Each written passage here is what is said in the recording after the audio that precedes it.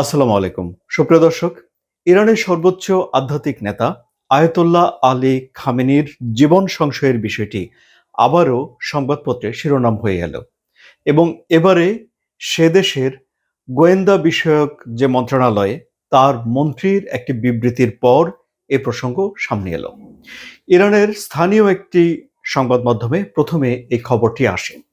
সে দেশের মন্ত্রী একটা মন্তব্য করেছেন যে ইরানকে অস্থিতিশীল করার ষড়যন্ত্র রয়েছে এবং এই ষড়যন্ত্রের অংশ হিসাবে ইরানের সর্বোচ্চ যে নেতা আয়াতুল্লাহ আলী খামেনিকে লক্ষ্য করা হয় বা নিশানা করা হয় এবং এই নিশানা কখনো তাকে হত্যা করার কিংবা তাকে আঘাত করার জন্য এই ধরনের ষড়যন্ত্রগুলো করা হয়। কিন্তু এই মিনিস্টার বিস্তারিত কোনো তথ্য দিতে পারেননি, কিংবা ধরুন সাম্প্রতিক সময়ে ইরানের সর্বোচ্চ নেতাকে টার্গেট করে কোনো ষড়যন্ত্র হয়েছে কিনা, হামলা করার চেষ্টা করা হয়েছে কিনা, কিংবা তাকে গুপ্ত হত্যা করার চেষ্টা হয়েছে কিনা, এই ধরনের কোনো প্লট তিনি সেখানে বলেননি। কিন্তু তিনি এই প্রসঙ্গটিকে নিয়ে এসেছেন এবং এই প্রসঙ্গ গণমাধ্যমে আলোচিত হচ্ছে। ধরুন, এই যে ইরানের সঙ্গে ইসরায়েল এবং যুক্তরাষ্ট্রের যেই 12 দিনের একটা যুদ্ধ হয়ে গেল, যুক্তরাষ্ট্রেরও যুদ্ধ বলছি কারণ শেষ দিকে যুক্তরাষ্ট্র সরাসরি ইরানের 3টি পারমাণবিক স্থাপনা ফর্দো, নাতানজ এবং ইস্পাহানে বোমাবর্ষণ করেছে। সুতরাং এই 12 দিনের যে যুদ্ধ তখন হয়ে গেল, এই যুদ্ধের আগে কখনোই কিন্তু ইরানের সর্বোচ্চ আধ্যাত্মিক নেতাদের জীবন সংশয় নিয়ে কোনো রকম বিবৃতি, কোনো রকম কথা না ইরানের দিক থেকে না অন্য কারো দিক থেকে শোনা যায়নি। কিন্তু যখন এই যুদ্ধটি চলছিল, 12 দিনের এই যুদ্ধ, তখন আয়াতুল্লাহ আলী খামেনির জীবন সংশয় রয়েছে এরকম কথা কিন্তু তখন বেশ চাওর হয়েছিল। এমনকি ইসরায়েলের প্রধানমন্ত্রী বেনিয়ামিন নেতানিয়াহু তখন একটি সংবাদপত্রের সঙ্গে কথা বলতে গিয়ে বলেছিলেন যে যদি এই ধরনের কোনো ঘটনা ঘটে তাহলে এই যে পরিস্থিতি তাকে উস্কে দেবে না, বরং এটার একটা সমাধানের দিকে নিয়ে যাবে বলে তিনি মনে করেন। অর্থাৎ এই যে আয়াতুল্লাহ আলী খামেনিকে তার জীবন থেকে সরিয়ে দেয়া কিংবা ক্ষমতা থেকে সরিয়ে দেয়াকে সমস্যা সমাধানের একটা উপায় হিসাবে বেনিয়ামিন নেতানিয়াহু তখন যখন যুদ্ধটা চলছিল উপায় হিসেবে দেখেছিলেন। এবং এই নিয়ে তখন সংবাদপত্রগুলিতে ওপেন কথাবার্তা হয়েছে। যেমন মার্কিন প্রেসিডেন্ট ডোনাল্ড ট্রাম্প বলেছিলেন যে তিনি আয়াতুল্লাহ আলী খামেনিকে বেশ কদর্যভাবে মৃত্যুবরণ করা থেকে রক্ষা করেছেন এবং তখন এই দুই দেশের তরফ থেকে বলা হয়েছিল যে আয়াতুল্লাহ আলী খামেনি একটা সহজ টার্গেট। কিন্তু এরপরে যুদ্ধ তো শেষ হলো, দুই দেশের ভেতরে একটা ঠুনকো যুদ্ধবিরতি রয়েছে। কিন্তু এখন আবার নতুন করে ইরানেরই একজন মন্ত্রী তার বিবৃতিতে এবং কথা বলতে গিয়ে তিনি তাদের যে সর্বোচ্চ আধ্যাত্মিক নেতা, যিনি সরকারের সর্বোচ্চ সিদ্ধান্তগুলো নিয়ে থাকেন এবং সরকার পরিচালনার ক্ষেত্রে তার যে কথা সেটি শেষ কথা হয়, এমন একজন নেতার জীবন সংশয়ের বিষয়টি তিনি সামনে নিয়ে এলেন।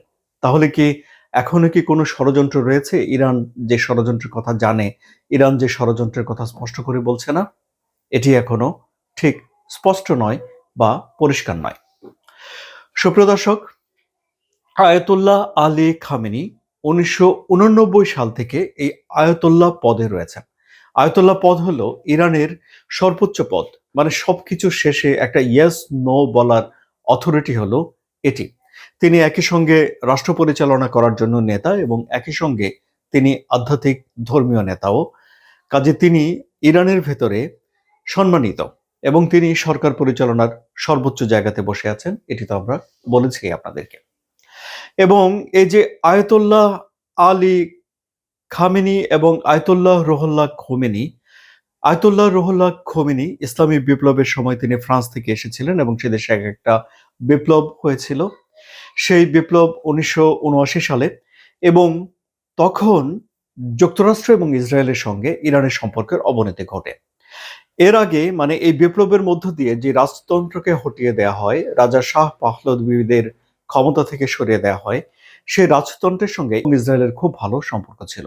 এবং বিপ্লবের সময়ে এই যুক্তরাষ্ট্রের যে দূতাবাস রয়েছে সেই দূতাবাসে বিপ্লবকারীরা ঘিরে রেখেছিল 444 দিন, 52 জন মার্কিন নাগরিককে জিম্মি করে রেখেছিল এবং অনেক জল ঘোলা হয়েছে তখন ইসরায়েলের সঙ্গে এবং যুক্তরাষ্ট্রের সঙ্গে এই যে জল ঘোলা হয়েছে, এই যে সম্পর্ক নষ্ট হয়েছে, সে সম্পর্ক আর ইরানের সঙ্গে কখনোই পরিষ্কার হয়ে ওঠেনি।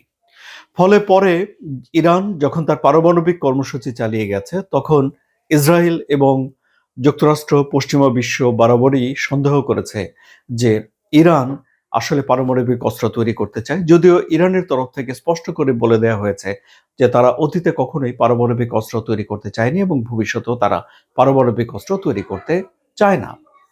এখন এই যে ১২ দিনের যে যুদ্ধ হলো, এই যুদ্ধের সময়ে একটা পর্যায়ে আমরা দেখেছি যে ইরানের সরকার পরিবর্তন করার একটা উদ্যোগ ছিল যুক্তরাষ্ট্র কিংবা ইসরায়েলের দিক থেকে। অন্তত তখন তাদের নেতারা যেসব কথা বলেছেন তা থেকে এই ধরনের একটা কথা তখন স্পষ্ট হয়ে উঠেছিল। তারপরেও এখন ইরানে এই আয়াতুল্লাহ আলী খামেনির সরকার রয়েছে এবং এখন এই সরকারকে অস্থিতিশীল করার জন্য যুক্তরাষ্ট্র এবং নেতানিয়াহুর নেতৃত্বে ইসরায়েল কাজ করছে বলে, মানে ষড়যন্ত্র করছে বলে এখন ইরানের একজন মন্ত্রী অভিযোগ তুললেন।